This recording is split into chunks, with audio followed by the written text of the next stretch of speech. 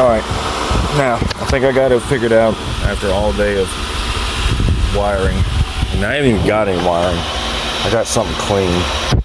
Now look at what he did. This is how he wired it up.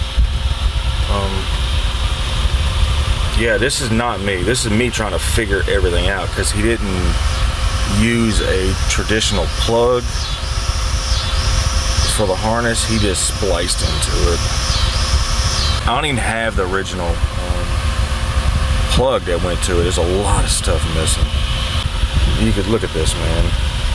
This is, now take in mind, this is supposed to be a radio guy. This guy said he's a professional installer. Y'all gotta really be careful who you let put your stuff in there. And look at the distribution block.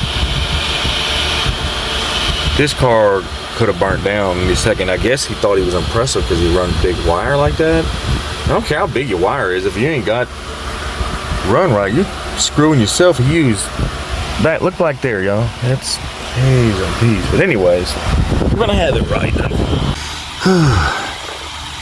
But anyways, I want to show y'all something why you don't trust the voltage in C5s. Hit 12 volts.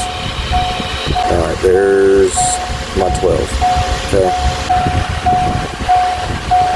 1353. Okay.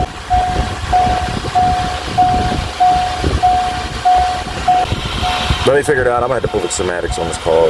But, he's got a mess up in here, so we're gonna get it back together, get it wired right. Always something. So, anyways. Okay, moment of truth. This is the half-ass, y'all. Got a little round, just where I told you in the last video where everything's at. I just wanted to see if it was gonna pull any draw.